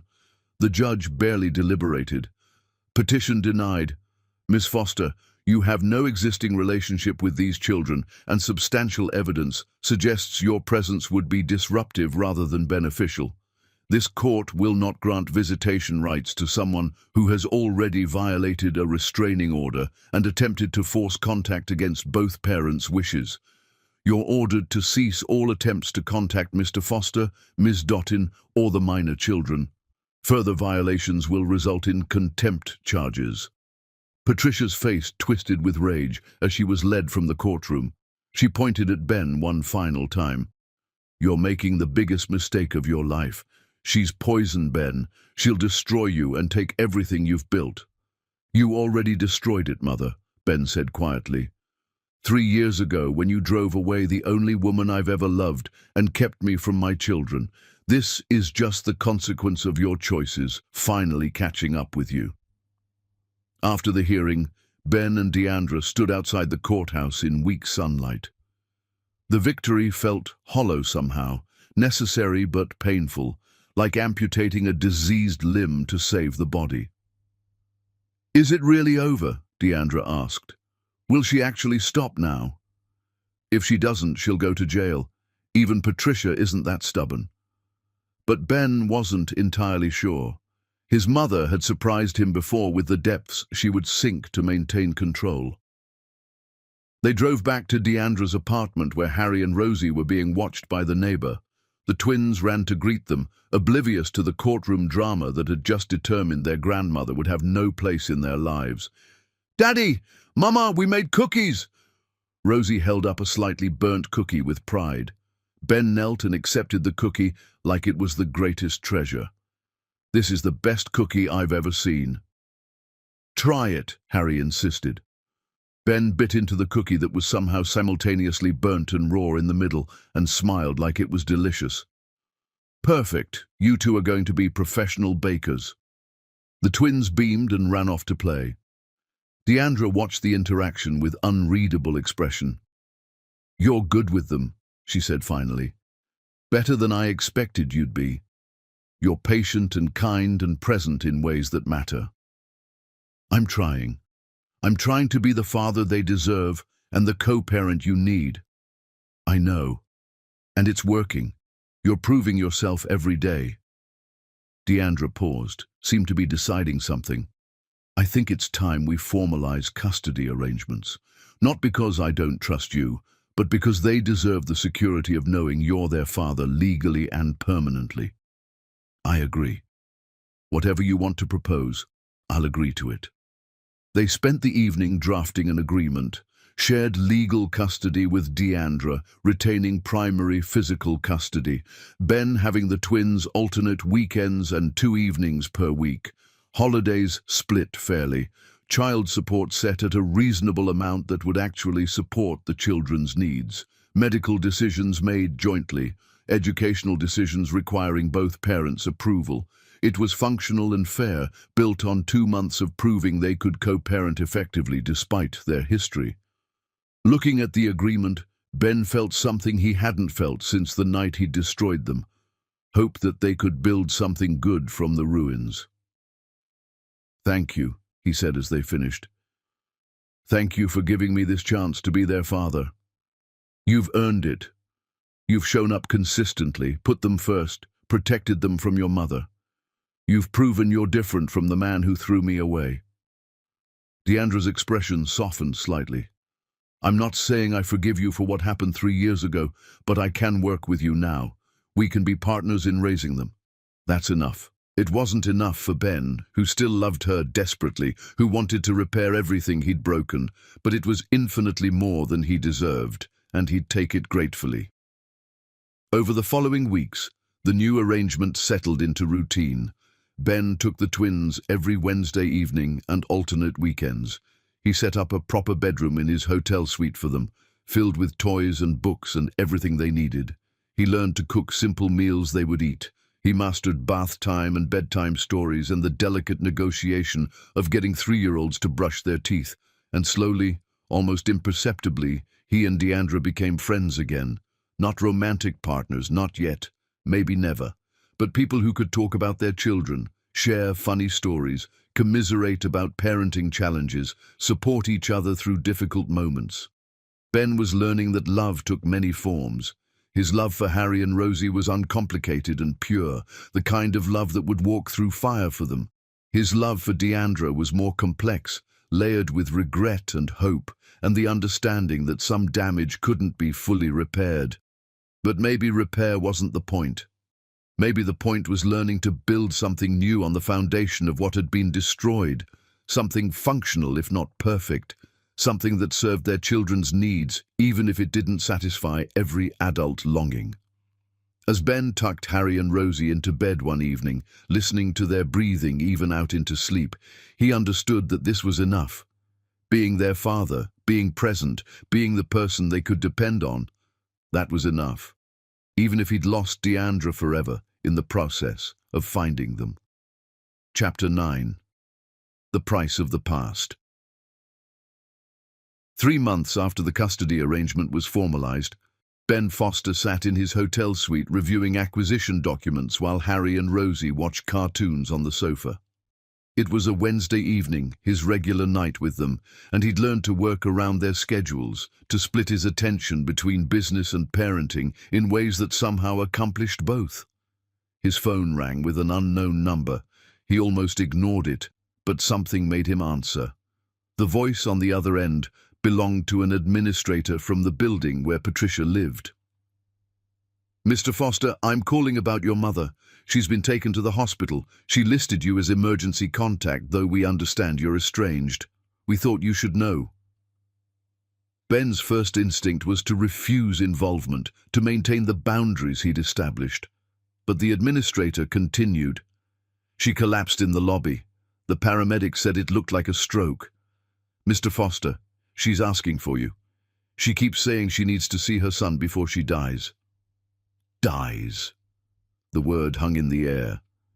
Ben looked at his children, innocent and oblivious, and tried to process his feelings. His mother was dying, and he felt mostly numb. 3 years ago, this news would have devastated him. Now, he felt complicated grief for what might have been if she'd been a different person. Which hospital? After getting the information, Ben called Deandra. "I need to ask a huge favor. My mother had a stroke. She's in the hospital, apparently critical. I don't particularly want to see her, but I feel like I should go. Can you take the twins tonight?" "Of course. Bring them over now. Ben, are you okay?" "I don't know what I am. I'll figure it out." He gathered the children and drove them to Deandra's apartment, explaining that Mama was going to have them tonight because Daddy had an emergency. At the hospital, Ben found Patricia in ICU, hooked to machines that beeped rhythmically. She looked diminished, smaller than he remembered, an old woman instead of the dominating force she'd always been. Her eyes opened when he entered, and something like relief crossed her face. "Ben, you came. They said you were dying. I came to make sure that's actually true." His voice was harsher than he intended, but he couldn't summon false warmth. "Cruel, but I suppose I deserve it." Patricia's voice was weak, slurred from the stroke. "The doctors say I have days at most. Massive cerebral hemorrhage. Nothing they can do." Ben sat in the chair beside her bed, unsure what to feel. This woman had shaped his entire life, for better and worse. Mostly worse, he was realizing. "What do you want from me, Mother? Forgiveness? Absolution?" "I want to apologize." The words surprised him. "For everything. For manipulating you 3 years ago. For driving away Deandra. for keeping you from your children. I was wrong."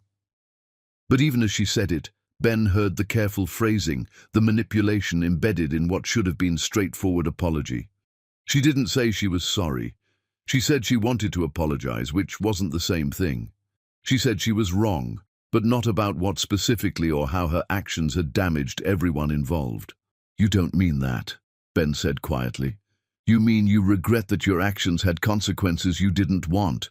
You regret that I chose my children over you, but you don't actually believe you were wrong to do what you did." Patricia's expression flickered, caught. "I was trying to protect you." "No, you were trying to control me. There's a difference." Ben leaned forward. "Do you know what your protection cost? 3 years with my children, 3 years of Deandra struggling alone, 3 years of Harry and Rosie growing up without their father. You didn't protect me from anything except happiness. She wasn't right for you. She didn't come from the right family, didn't have the right background. I knew she would hold you back." "There it is." Ben laughed bitterly. "Even now, even dying, you can't let go of your prejudice. You can't admit that Deandra was perfect for me, that she loved me genuinely, that she would have been an incredible partner if you hadn't destroyed us. You're more committed to your classist, racist worldview than to your son's happiness." "Ben, please, I'm dying. Can't we have peace?" "You want peace? Fine. I forgive you for being exactly who you've always been, a controlling, manipulative woman who values social status over human connection. I forgive you for being incapable of loving me enough to want me happy rather than approved of. I forgive you for all of it, not because you deserve forgiveness, but because I need to let go of anger that's poisoning me." Patricia's eyes filled with tears. "I do love you. I always have." "You love the version of me that does what you want. You don't love me, the real me, the man who loves a woman you deem unsuitable, who has children you tried to erase, who prioritizes his family over your approval. That man you don't love at all." "That's not true." "Yes, it is, and I've accepted it. I've accepted that my mother loves her idea of me more than she loves me as I actually am. I've made peace with that. The question is whether you can." Patricia was quiet for a long time, machines beeping steadily, marking time running out. Finally, she spoke again. "Those children, are they really yours?" "Yes, Harry and Rosie are mine. They're brilliant and funny and everything good in the world. And you'll never meet them, never know them, never be part of their lives. That's the price of your choices. Could I see a picture just once?" Ben pulled out his phone and showed her a recent photo. Harry and Rosie at the park, laughing, covered in grass stains, radiating joy. Patricia stared at the image for a long time. "They look like you did as a child." Her voice held something that might have been regret or might have been grief. "They're beautiful." "They are, and they're loved completely by both their parents. We're building a family together, Deandra and I, for their sake. It's not the family you would have chosen for me, but it's the one that matters." Ben stood to leave. Patricia's hand shot out, surprisingly strong for someone dying, catching his wrist. "Ben, wait. I need to tell you something. About Deandra contacting me after she left." Ben's heart stopped. "What?" "She tried to reach you through me. She sent messages, emails, tried calling. She said she needed to tell you something important about your future. I intercepted everything. I told her you never wanted to hear from her again, that you'd moved on, that contact would result in legal action. I made sure she believed you wanted nothing to do with her." The revelation hit Ben like a physical blow. Deandra had tried. She'd tried to tell him about the pregnancy, and Patricia had blocked her. Every piece of this disaster traced back to his mother's interference, deeper and more comprehensive than he'd even realized. "You kept her from telling me about my children." His voice was flat, dangerous. "I thought I was protecting you. I thought she was trying to trap you." "No. You thought you were maintaining control. You thought you could erase her completely and find me someone suitable. You thought you could rewrite my life according to your preferences." Ben pulled his wrist from her grip. "I hope you're proud of what you accomplished. You got exactly what you wanted. Me without Deandra. And all it cost was your relationship with your son and grandchildren. Ben, please don't leave like this. Don't let the last words between us be angry. These aren't the last words. The last words were 3 months ago, when I told you to stay away from my family. These are just the final confirmation that I made the right choice. Ben moved toward the door, then paused. I hope you find peace, Mother. I genuinely do. But you won't find it with me. Goodbye. He left the hospital and sat in his car for a long time, processing everything. Patricia had intercepted Deandra's attempts to contact him. Deandra had tried to do the right thing, and his mother had blocked her at every turn. The narrative he'd constructed about Deandra choosing to keep the twins secret crumbled under the weight of this new information.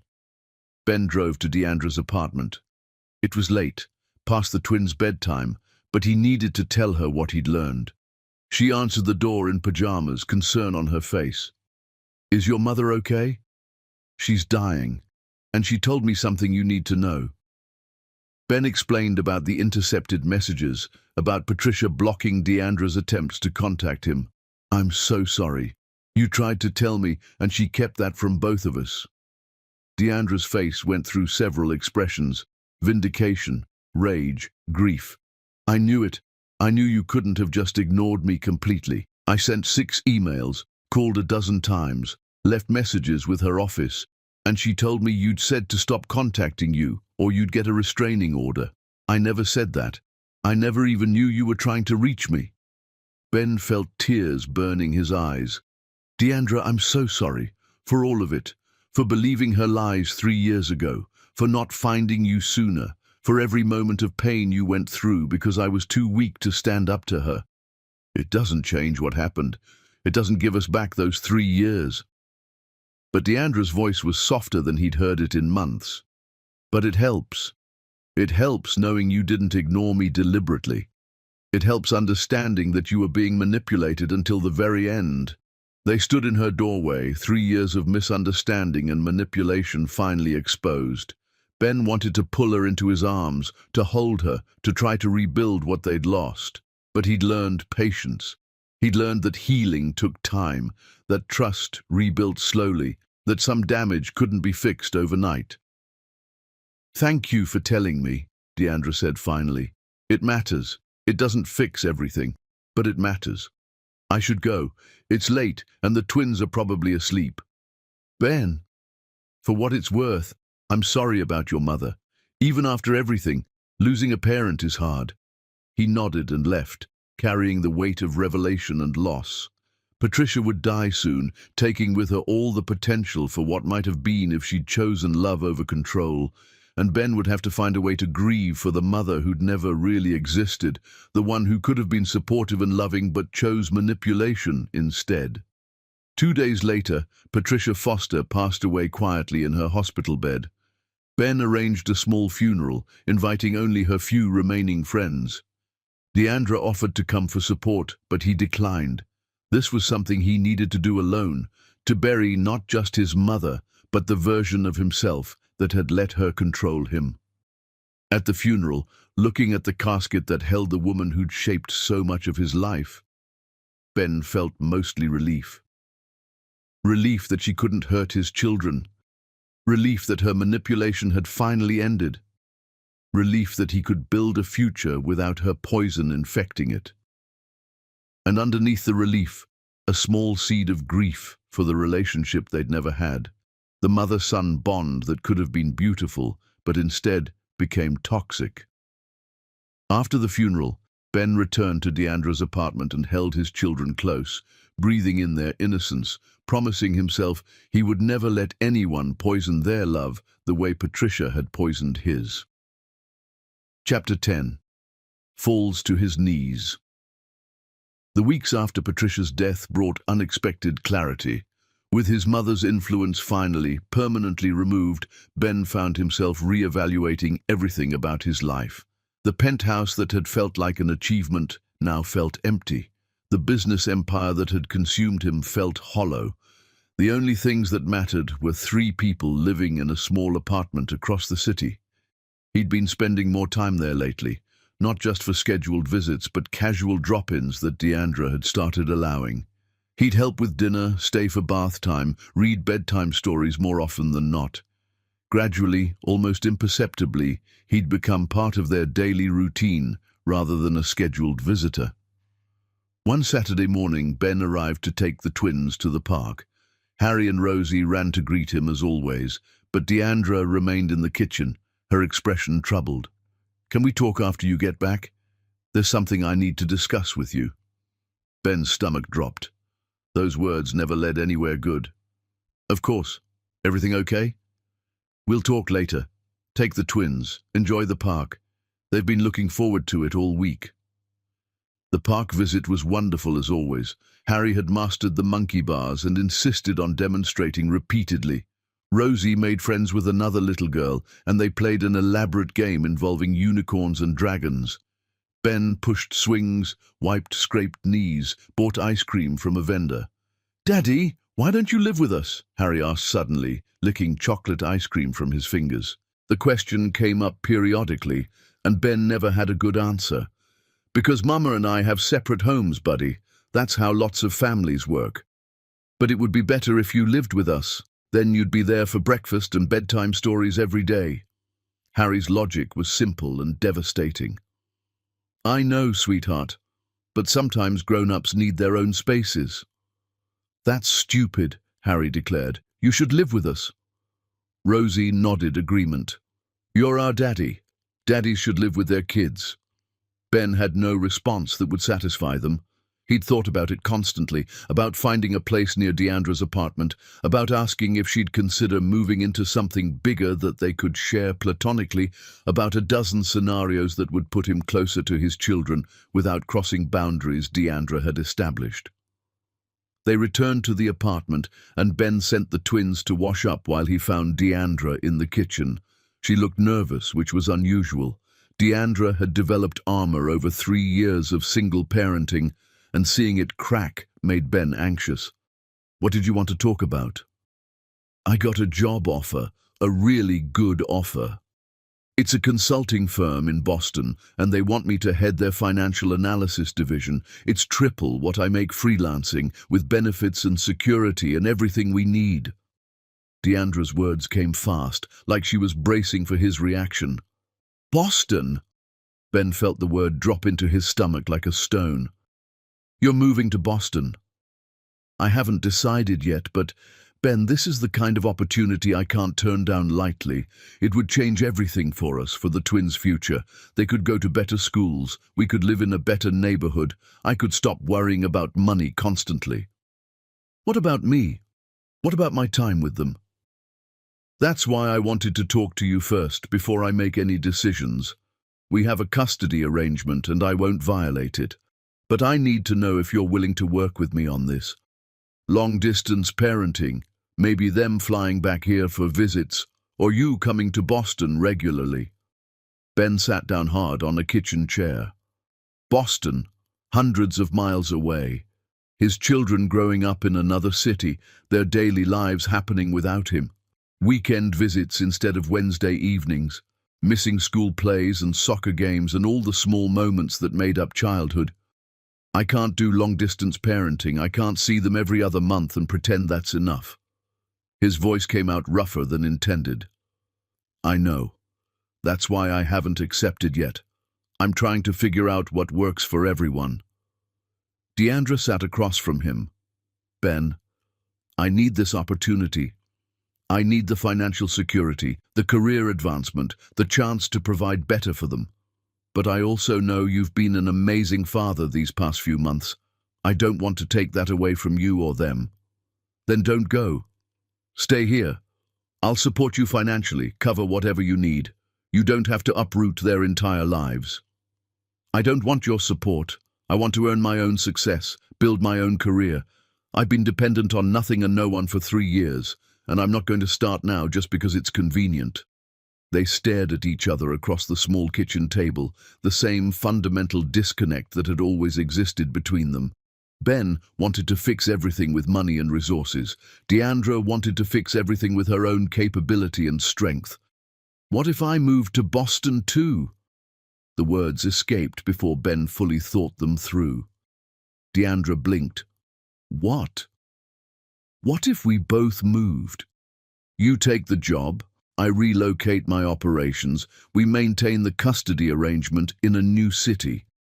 The twins don't have to choose between parents, and you get your career opportunity. You can't just relocate your entire company because I got a job offer. That's insane.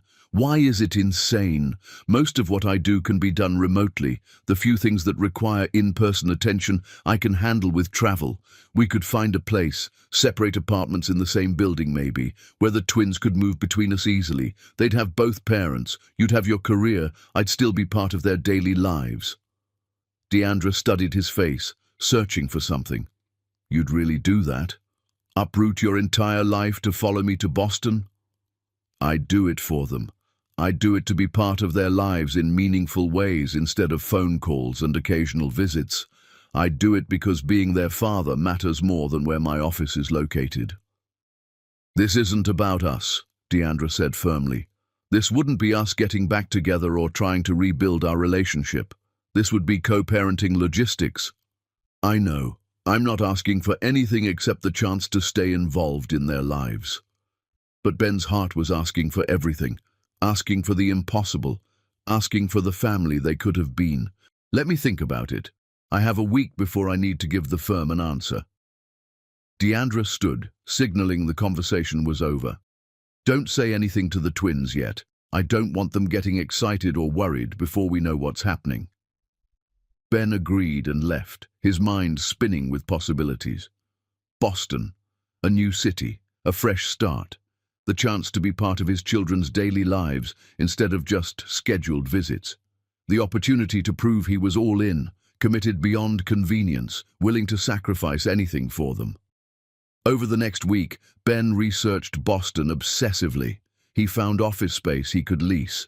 He looked at apartments near Deandra's potential new job. He mapped out schools and parks and everything the twins would need. He built an entire life in his imagination, a life centered around being present for Harry and Rosie. On the 7th day, Deandra called and asked him to come over after the twins were asleep. When he arrived, she looked exhausted but determined. I'm taking the job, and if you're serious about relocating, we'll figure out how to make that work. But Ben, I need you to understand something. This isn't about us. This is about being good parents. You're doing this for Harry and Rosie, not to win me back. I know. But I need you to understand I'm doing this for them, not as some strategy to win you back. Ben met her eyes directly. Whatever happens between us is separate from being their father. Deandra nodded slowly. Okay, then let's do this. Let's move to Boston and figure out how to make co-parenting work in a new city. The move happened quickly.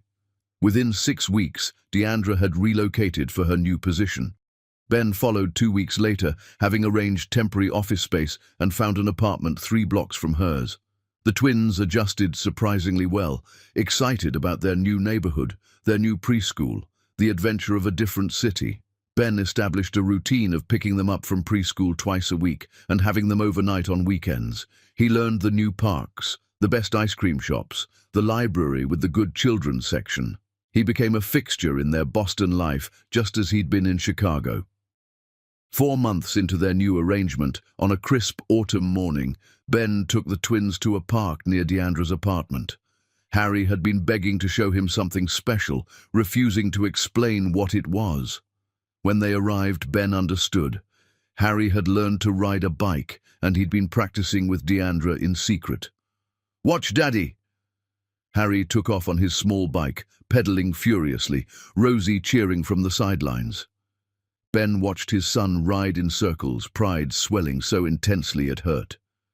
This was what he'd been missing for 3 years, these moments of pure childhood triumph. He'd almost missed this too, almost let distance separate him from these experiences. "Did you see? Did you see?" Harry skidded to a stop, breathless and grinning. "I saw. That was incredible, buddy." Ben scooped him up, bike and all, spinning him around. Rosie tugged his sleeve. Daddy, I have something to show you too. She led him to a park bench where she'd hidden a drawing. It showed 4 stick figures in front of a house, all of them holding hands. Above it, in her careful 3-year-old letters, "Our family." Ben's throat closed. He knelt down to her level.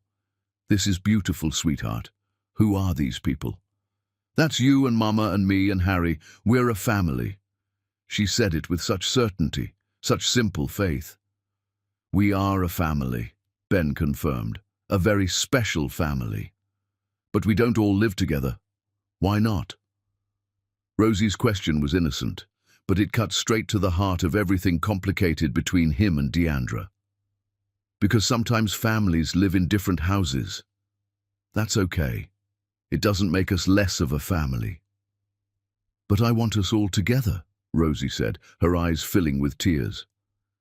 "I want you to live with us, like Miss Emma's daddy lives with her." Ben pulled her close, feeling her small body shake with tears she didn't fully understand. Harry abandoned his bike and joined them, wrapping his arms around both of them. And in that moment, kneeling on the grass with his children clinging to him, Ben understood what he needed to do. He needed to stop being afraid, stop protecting himself from potential rejection, stop accepting half measures when his children deserved everything. That evening, after returning the twins to Deandra, Ben asked if they could talk. They sat in her small living room while the children played in their bedroom. "The twins asked again why we don't all live together," Ben started. "They ask me that constantly. I tell them the same thing you probably do, that families come in different forms." Deandra's expression was guarded. What if we stopped giving them that answer? What if we actually became the family they're asking for? Deandra stared at him. "Ben, what are you saying?" "I'm saying I love you. I never stopped loving you. I know I destroyed us 3 years ago. I know I don't deserve a second chance. But I'm asking for one anyway, not because I've earned it, but because I can't keep pretending I don't want us to be a real family. This is about the kids asking questions. You're feeling guilty because they want something we can't give them. No. This is about me finally being brave enough to tell you the truth. I love you, Deandra. I love who you are now, who you've always been, who you've become through everything you've survived. I love your strength and your fierceness and the way you protect our children. I love how you've given me chances I don't deserve and held me accountable when I've failed. I love everything about you, and I can't keep pretending I don't." Deandra's eyes filled with tears. "You hurt me so badly. You destroyed me, Ben. I don't know if I can trust you with my heart again. I know what I did was unforgivable, but I'm asking you to forgive me anyway. I'm asking you to give me the chance to spend the rest of my life proving I've changed, proving I choose you, proving I'll fight for us instead of running when things get hard. What if you hurt me again? What if your words are pretty now, but you revert to the man who believed lies over truth? Then you leave, and I live with the consequences. But Deandra, I've spent 4 months proving I'm different. I moved to a new city for our children. I've shown up consistently. I've put you and them first in every decision. At some point, you have to decide whether I've proven myself enough to risk trusting me." Deandra was quiet for a long time, tears streaming silently down her face. Ben waited, heart pounding, knowing everything hinged on this moment.